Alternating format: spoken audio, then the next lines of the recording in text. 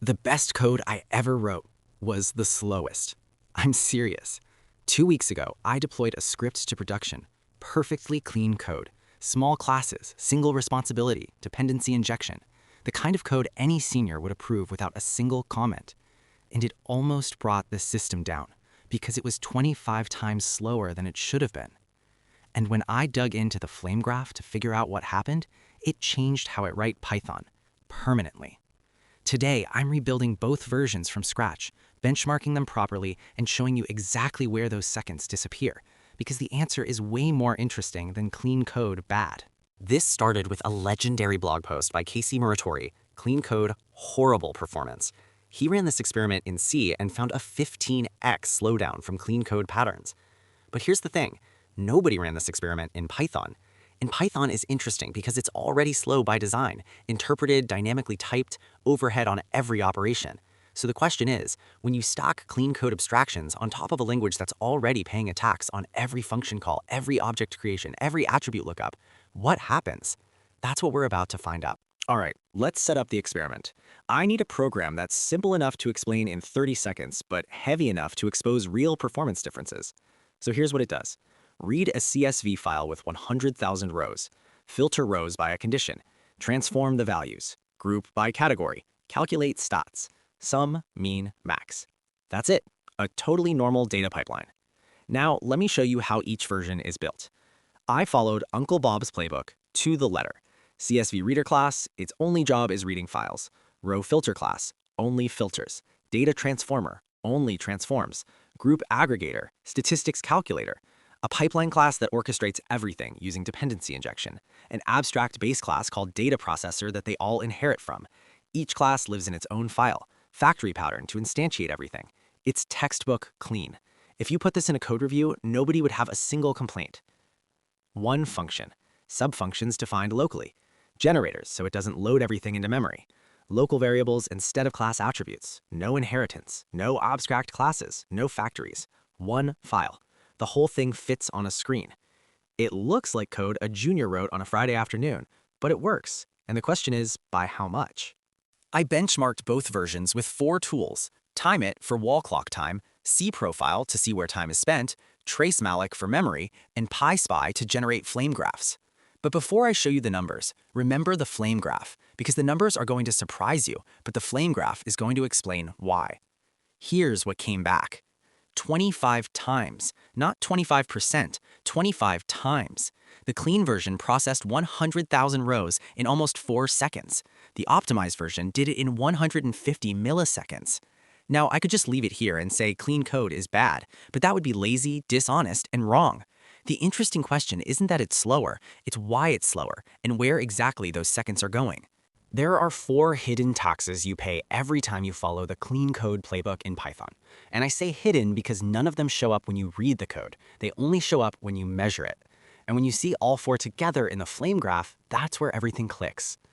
Every function call in Python costs about 50 to 80 nanoseconds. In C, it's practically free.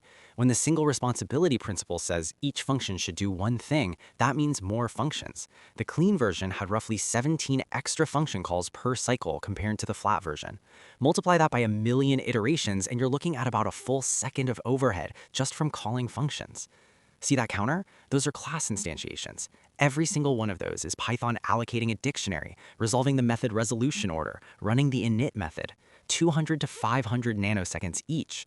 The clean version creates a new object for every operation, strategy pattern, factory pattern. Every filter is a new instance, thousands of allocations where the flat version has 0.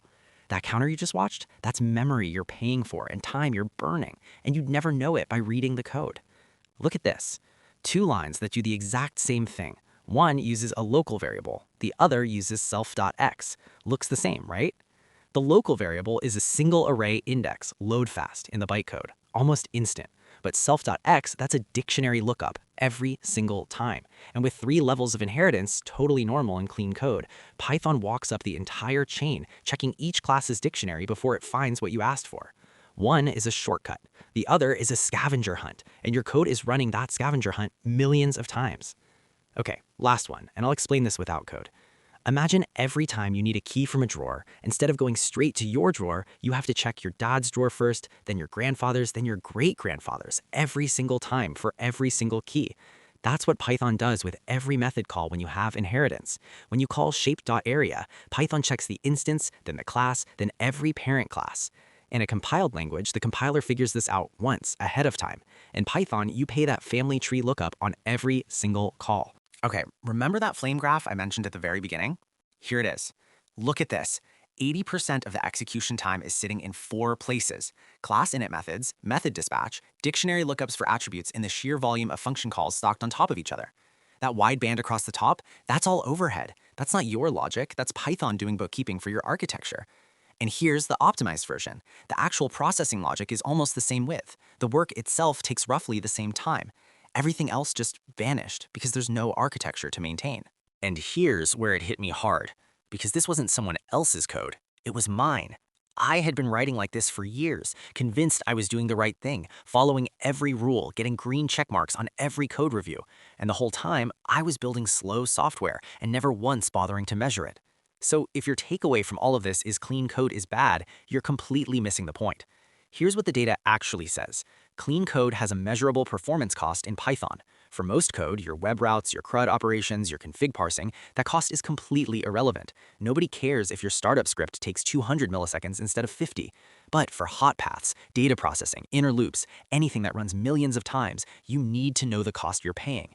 Not to avoid clean code, but to know where the trade-off stops being worth it. And by the way, if you're using Copilot or Cursor to generate code, pay extra attention. The code they produce tends to be clean by default, so if you're letting AI write your hot path without profiling it, you might be stacking this exact overhead without realizing it. The problem isn't clean code. The problem is applying clean code everywhere without ever measuring and assuming abstraction is free. In Python, abstraction is never free. Here's what I took away from running this experiment, and honestly, it changed how I write Python. The best code isn't the cleanest code or the fastest code. It's code where you made the trade-off on purpose. If you've never profiled your application, you don't know where your time goes. You're making architectural decisions based on vibes. That's like budgeting without looking at your bank account. So here's my challenge to you, and I actually want you to do this. Take your current project, run cProfile on the one function you think is fast, just once. You might be right, but if you're not, the Flamegraph will tell you exactly where to look. In my previous video, I took the 6 clean code rules we use the most, one by one, and measured exactly how many milliseconds each one costs you. And there's one that looks completely harmless that turned out to be the most expensive of all. That video is right here.